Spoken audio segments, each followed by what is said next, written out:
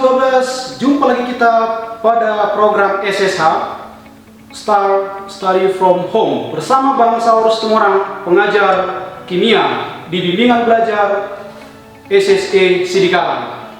Pada hari ini kita akan membahas prediksi soal-soal UTBK tahun 2020. Baiklah hadirin sekalian, kita mulai pelajaran kita pada hari ini.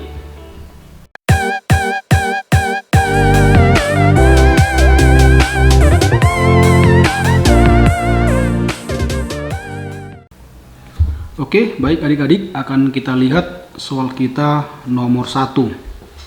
Kalau kita perhatikan di sini, ini adalah sebuah senyawa kimia, produk oksidasi, ya.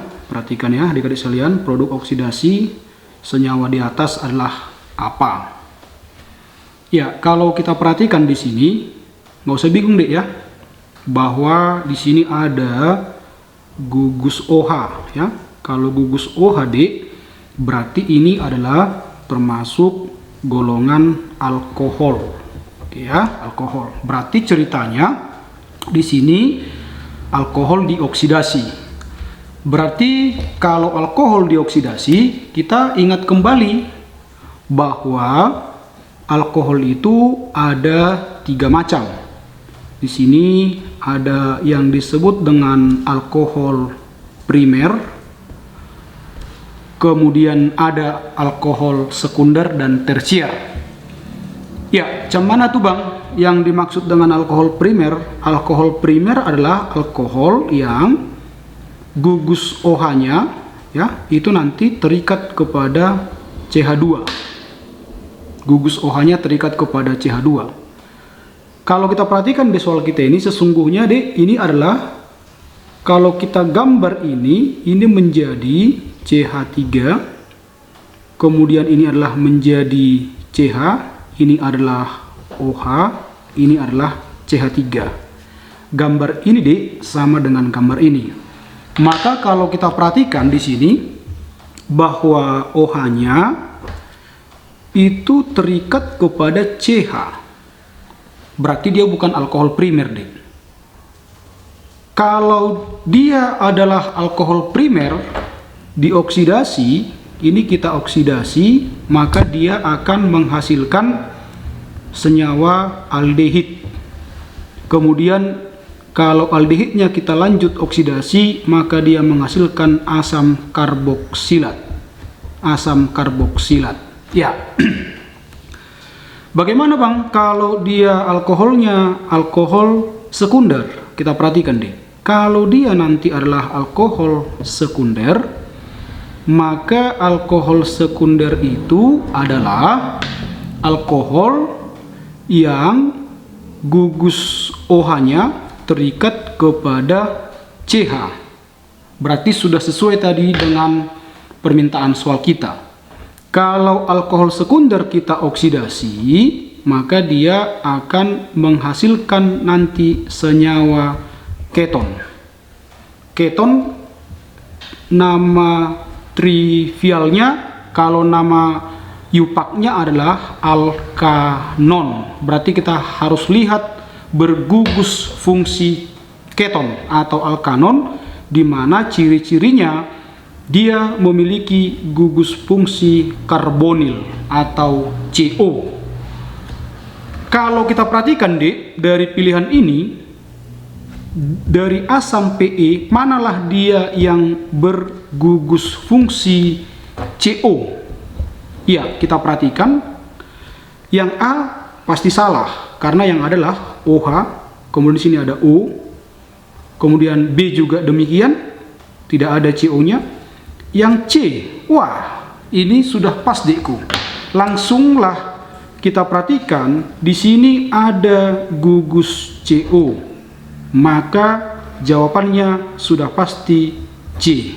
Nggak usah bingung deh ya, bahwa jawaban ini kalau kita buat dia dalam bentuk struktur biasa, dia akan menjadi CH3, CO, CH3.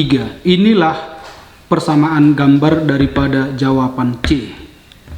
Demikian deh untuk soal yang nomor 1 dengan mudah kita bisa menjawab. Tapi bagaimana Bang kalau misalkan nanti dia alkohol tersier?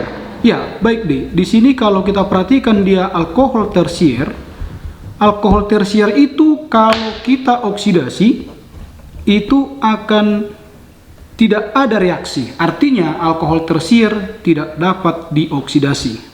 Cuman itu Bang, alkohol tersier. Alkohol tersier adalah alkohol yang gugus OH-nya terikat kepada atom C. Oleh sebab itu Dek, maka soal yang nomor 1, soal UTBK kita ini dengan mudah kita jawab. Jawabnya adalah C.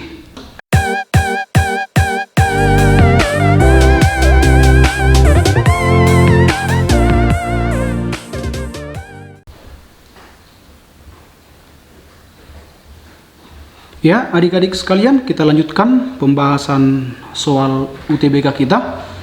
Pada nomor 2, suatu senyawa yang terbentuk antara satu atom fosfor nomor atom 15 dan 3 atom brom dengan nomor atom 35 mempunyai struktur Lewis sebagai berikut. Bentuk dan kepolaran molekul tersebut adalah titik.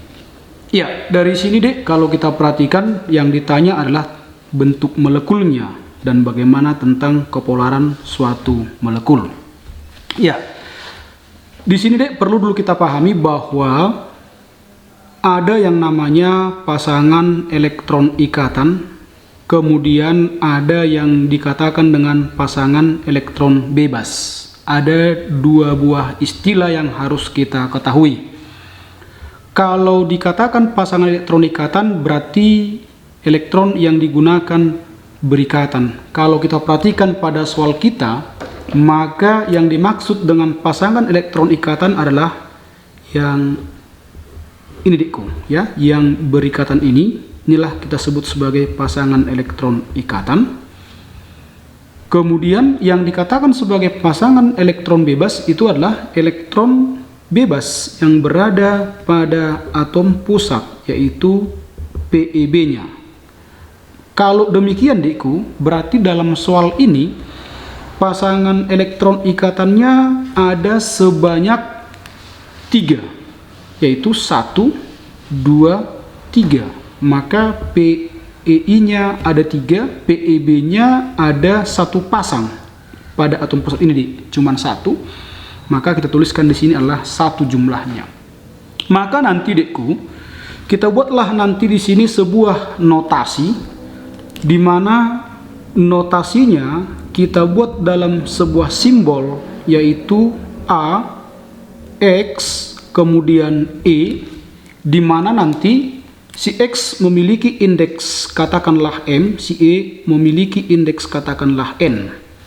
Di sini kita perhatikan bahwa yang disebutkan nanti N itu adalah pasangan elektron bebasnya, berapa banyak pasangan elektron bebas, sementara untuk M itu adalah pasangan elektron ikatan. Yang A nanti D itu adalah simbol daripada atom pusat. Ya, demikian Dek nanti untuk masalah notasinya. Maka kalau kita buatkan nanti Dek di sini, kita buatlah nanti dia notasi, kemudian kita buat nanti di sini dia adalah pasangan elektron bebasnya, atau kita mulailah di sini dia bentuk molekulnya. Bentuk molekul, maka kita mulai dari AX2, maka nanti bentuk molekulnya adalah linier. Kemudian AX3 dia adalah segitiga planar. Kemudian AX2E itu adalah turunan daripada AX3. Kalau dia AX2E, maka nanti di sini dia bentuk molekulnya adalah bentuk V. Kemudian lanjut kita ke AX4, itu nanti adalah tetrahedral. Turunannya adalah AX3E, maka ini nanti bentuk molekulnya adalah piramida trigonal atau piramida segitiga. Kembali kita ke soal kita, Dekku. Kalau kita perhatikan soal kita ini, berarti notasinya nanti adalah AX. Berapa, Dek, pasangan elektron ikatannya? Di sini ada sebanyak 3, Dekku. 1, 2, 3, maka dia AX 3. Berapa pasangan elektron bebasnya? 1. Maka notasinya adalah AX 3E. Kalau dia AX 3E, maka bentuk molekulnya adalah piramida trigonal. Maka kalau kita perhatikan kejawabannya, yang pasti yang A sudah salah, yang B juga salah, yang C juga salah. Yang D, di sini ada bentuknya piramida segitiga. Benar. Berarti dari bentuk molekulnya saja kita sudah bisa langsung menentukan bahwa jawabannya adalah D. Karena yang E, bentuk molekulnya adalah planar segitiga. Ini sudah pasti salah. Maka adik sekalian, kalau sudah dapat jawabannya langsung dari bentuk molekulnya, tidak perlu lagi kita melihat kepolaran molekulnya. Maka jawaban soal kita nomor 2 ini adalah D.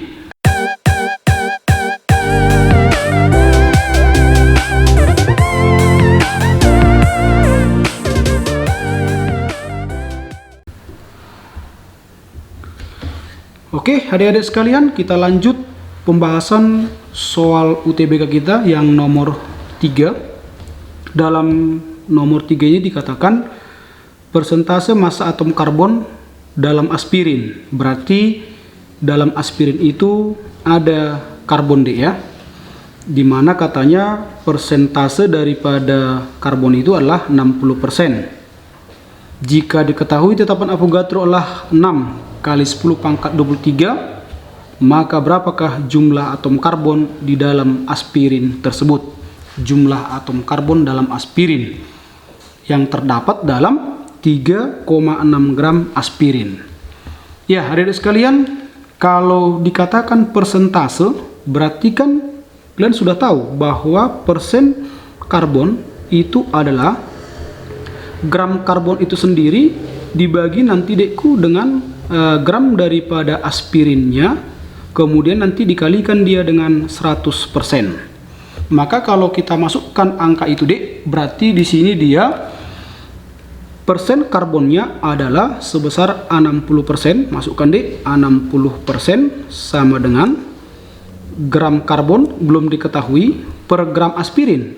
Gram aspirinnya adalah 3,6. Berarti masukkan 3,6 gram dikalikan dengan 100%. Secara matematik, di sini bahwa gram karbonnya akan kita peroleh nanti sebesar 2,16 gram. Maka, Dekku, jika gram sebuah unsur sudah ditemukan, maka dari sini bisa kita cari molnya. Mol daripada karbon adalah gram dibagikan nanti dengan airnya. Karena dia adalah unsur, Dekku, maka di sini dia adalah air. Maka masukkanlah 2,16 dibagi dengan air karbon, Dek. Sudah diketahui di sini adalah 12. Berarti 2,16 dibagi 12 adalah 0,18 mol. Inilah mol daripada atom karbon. Tetapi, Dek, yang ditanya bukan mol atom karbon, yang ditanya adalah jumlah atomnya. Kalau kita perhatikan, Dek, dari opsi ini angkanya cukup besar, dan di sini di soal ada bilangan Avogadro, berarti yang dimaksud adalah jumlah partikelnya. Berarti kita buatkan di sini jumlah partikel JP, jumlah partikel atom karbon itu adalah mol karbonnya dikalikan nanti dengan bilangan Avogadro, yaitu 6,0 kali 10 pangkat 23. Tinggal kita masukkan, Dekku. Mol karbonnya adalah 0,18 dikalikan dengan 6,0 kali 10 pangkat 23. Maka secara matematik ini akan kita peroleh jawabannya 1,08 kali 10 pangkat 23 partikel atom. Kalau kita perhatikan Dek, berarti di sini jawabannya adalah E sebesar 1,08 kali 10 pangkat 23. Ya, adik-adik, kita lanjutkan pembahasan soal UTBK kita. Sekarang kita masuk ke nomor 4. Nomor 4 ini topiknya adalah stoikiometri, dan ini berhubungan dengan reaksi kimia. Adik-adik sekalian, perlu kalian pahami bahwa kalau ada sebuah reaksi, pastikan dulu apakah reaksi ini sudah kondisi setara atau belum. Setara maksudnya bahwa jumlah unsur-unsur sebelah kiri harus sama dengan jumlah unsur sebelah kanan. Kalau kita perhatikan di sini Ni-nya sebanyak 1, di kanan juga 1, C-nya juga 4, di kanan juga 4, O-nya juga 4. Berarti reaksi yang disajikan dalam soal kita ini sudah kondisi setara. Berarti tidak usah ragu, sudah bisa kita lanjutkan untuk mengerjakannya. Yang kedua Dekku, bahwa dalam stoikiometri bahwa semua perhitungan harus dalam satuan mol. Karena kalau kita perhatikan ini semua satuannya masih gram. Ini juga nanti harus kita rubah ke mol. Gram ini kita rubah ke mol, gram ini juga harus kita rubah ke mol. Maka kita buatkanlah reaksinya. Ni ditambah dengan 4CO menghasilkan NiCO 4 kali. Karena Ni dan CO-nya masing-masing diketahui, maka kita wajib membuat yang namanya mula-mula, bereaksi, dan sisa. Wajib diingat, kalau reaktannya 2 diketahui gramnya, maka wajib kita membuat mula-mula, bereaksi, dan sisa. Ya, seperti sudah Abang bilang tadi Dek, bahwa di sini kita harus cari dulu masing-masing molnya. Kita carilah dulu di sini molnya si Ni. Mol Ni adalah gram per AR. Gramnya adalah 118. Berarti kita buat di 118 dibagi dengan AR-nya. AR-nya sebesar 59. Ini Dekku ya, untuk nikel 59, berarti kita perolehlah ini sama dengan 2 mol. Oke. Kemudian kita cari lagi molnya si CO. Kita buat ya, berarti mol CO sama dengan gram per mr. Gramnya adalah 252. Berarti kita buat 252 dibagi nanti dengan mr-nya. mr-nya sebanyak 28. Berarti buatkan di sini 28, maka ini kalau kita hitung menjadi 9 mol. Maka molnya ini Dekku, molnya Ni dan CO kita masukkan ke persamaan reaksi, berarti di sini menjadi 2, di sini adalah 9. Kemudian di sini karena 2 dia diketahui molnya, maka kita wajib membuat yang namanya reaksi pembatas. Harus wajib harus kita bermain dengan reaksi pembatas. Bagaimana Bang cara melihat reaksi pembatas? Reaksi pembatas itu ditentukan melalui perbandingan molnya, kau bandingkan dengan koefisiennya. Maka kau carilah siapa di antara mereka perbandingan molnya dengan koefisiennya yang terkecil. Maka itulah yang disebut dengan reaksi pembatas. Apa itu Bang reaksi pembatas? Reaksi pembatas itu itu adalah zat yang habis bereaksi. Karena tidak semua dalam reaksi kimia itu habis bereaksi. Ada sebagian reaksi nanti yang bersisa dan ada juga nanti yang habis. Maka harus kita pastikan dulu melalui reaksi pembatas. Siapa yang habis? Oke Dekku, sekarang kita lihat. Molnya Ni 2, koefisiennya 1, mol per koefisien, berarti 2 dibagi 1, 2. Kemudian 9 dibagi 4 itu adalah 2,5. Siapa yang lebih kecil Dekku? Ya, tentu yang lebih kecil adalah si Ni. Maka Ni lah nanti yang habis bereaksi. Maka di sini kita buat D habis ya. Karena dia mula-mula 2, tentu yang bereaksi adalah 2. Kemudian Dekku, untuk si CO bagaimana? Iya, untuk si CO berlaku perbandingan koefisien. Kalau kita perhatikan Dekku, Ni koefisiennya 1, maka molnya 2. Kalau koefisiennya 4, maka molnya berapa Dek? Iya, maka dia 8 Dekku. Ya, kalau 1 2, maka kalau 4 8. Oke, kemudian CO-nya mula-mula 9, bereaksi dia sebanyak 8, maka yang sisa tentu 1 mol. Oke, kemudian kita geser lagi ke si NiCO 4 kali. Maka di sini juga berlaku perbandingan koefisien. Karena di sini koefisiennya 1, tentu molnya menjadi 2 mol. Dia sama seperti molnya si NiD. Karena di sini dia mula-mula belum ada, bereaksi 2, maka tentu hasilnya adalah sebanyak 2 mol.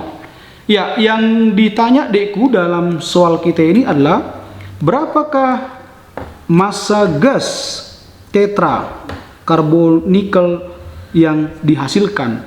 Maka tetra karbonikel itu adalah NiCO 4 kali Dekku.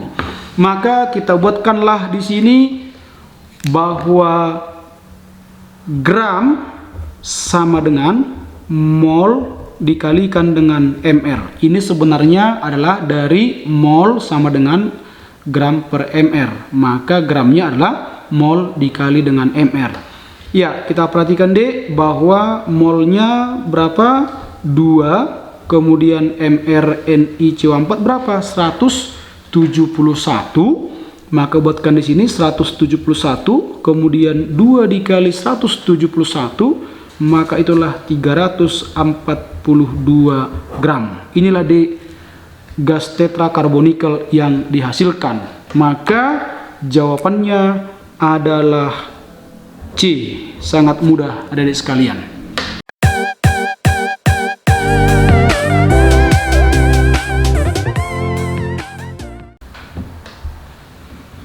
Oke adik-adik, kita lanjutkan soal terakhir untuk persiapan kita menghadapi UTBK 2020. Di nomor 5 ini Dek, gas metanol dapat dibuat dengan mereaksikan gas karbon monoksida.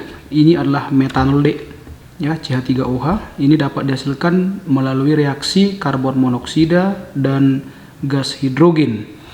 Sekali lagi Dek, Abang ingatkan kalau ada sebuah reaksi kimia, pertama-tama harus pastikan bahwa reaksi itu sudah kondisi setara. Setara artinya bahwa jumlah unsur-unsur sebelah kiri harus sama dengan unsur sebelah kanan. Di sini kalau kita perhatikan karbonnya 1 di kiri, di kanan juga 1, ya sudah pas. Oksigennya 1 di kiri, di kanan juga 1. Hidrogennya di kiri sebanyak 4, 2 kali 2 deh ya, 4, di kanan 3 ditambah 1, 4. Iya, kebetulan deh reaksi ini sudah setara. Sekali lagi deh ya, tidak selamanya reaksi itu kondisi setara. Maka pastikan setara sebelum melakukan pengerjaannya. Ya, kemudian kita lanjutkan deh bahwa di sini gas hasil reaksi tersebut pada V ya, volume, dan T yang tetap. Tetap itu maksudnya konstan, tetap. Maka kalau kita perhatikan dari persamaan gas ideal ya, kalau kita perhatikan dari persamaan gas ideal bahwa di sini rumusnya adalah PV sama dengan nRT, di mana P adalah tekanan, V adalah volume, N adalah mol, R adalah konstanta gas, T adalah suhu. Di soal ini sudah jelas dikatakan bahwa reaksi ini dilakukan pada volume dan suhu yang tetap. Berarti bisa kita buat di sini volumenya mati atau konstan, kita coretlah volume dengan suhunya. Maka dari sini nampak bahwa tekanan itu berbanding luruslah dia dengan mol. Karena di sini R-nya adalah konstanta. Konstanta juga bisa kita coret. Maka yang kita simpulkan bahwa tekanan itu berbanding lurus dengan mol. Artinya dalam reaksi ini nanti kita buatlah dia nanti molnya menjadi tekanan. Karena dia cerita di sini bahwa tekanannya berbanding lurus dengan molnya. Yang biasanya dalam mula-mula bereaksi setimbang atau sisa kita buatkan dalam satuan mol, maka pada kondisi sol kita sekarang kita buatkan dalam satuan daripada tekanan. Maka kita buatkan reaksinya di sini. Berarti CO ditambah dengan 2H2. Karena ini adalah sebuah kesetimbangan, maka kita buatkan dua tanda panahnya. Di sini dihasilkan CH3OH. Maka kita buatkan dekku di sini mula-mula, kemudian bereaksi. Di sini adalah setimbang karena kita berbicara kesetimbangan. Ya, kita lihat ya. Di sini yang diketahui adalah tekanan sebesar 6 atm. Itu adalah tekanan pada akhir reaksi ya. Gas hasil reaksi tersebut pada V dan T yang tetap memberikan tekanan 6 atm. Berarti 6 atm itu adalah tekanan pada hasil reaksi. Siapa hasil reaksinya Hasil reaksinya adalah si CH3OH. Di sini berarti dia belum ada tekanannya di mula-mula. Dan pada akhirnya katanya dia sebesar 6. 6 apa 6 atm. Ya. Maka karena dia di sini mula-mula belum ada, pada setimbang 6, maka pada saat bereaksi dia tentu bisa langsung kita angkat ya ke sini ya. Berarti jadi 6 atm. Iya. Kemudian ini kita geser 6 atm-nya kita geser ke kiri dengan perbandingan koefisien. Kalau satu koefisiennya maka tekanannya 6. Ya, sekali lagi abang ingatkan bahwa mol itu berbanding lurus dengan tekanan. Kalau biasanya kita bermain mol, sekarang kita bermain tekanan ya, karena dilakukan pada volume dan suhu yang konstan. Ya, kita kembali ke soal kita. Kalau 1 dia 6, berarti kalau 2 berapa Iya, tentu 12 ya. Iya, ini adalah 12. Kalau 1 berapa Iya, tentu dia adalah 6. Karena pada soal dikatakan jika kedua reaksi habis bereaksi, berarti dipastikan bahwa CO dan H2 sama-sama habis dekku. Berarti di sini mula-mula si CO tentu adalah 6, si H2 juga 12. Maka ditanya berapakah tekanan total gas sebelum bereaksi ya, bukan setelah bereaksi, tetapi yang ditanya adalah sebelum bereaksi. Maka kalau kita buatkan tekanan total ya, tekanan total sebelum bereaksi, maka itu adalah tekanannya daripada si CO dan si H2. Maka di sini adalah tekanan si CO ditambahkan dengan tekanan daripada H2. CO tekanannya berapa 6, si H2 berapa? 12. Maka 6 ditambah 12 berapa 18. 18 apa? 18 atm atau atmosfer. Maka kalau kita perhatikan jawabannya adalah yang C sebanyak 18 atm.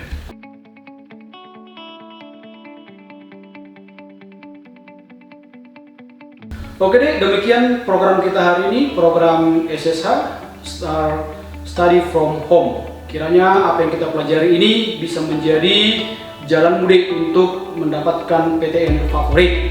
Sampai jumpa di program berikutnya. Salam para bintang. Be a star with the stars.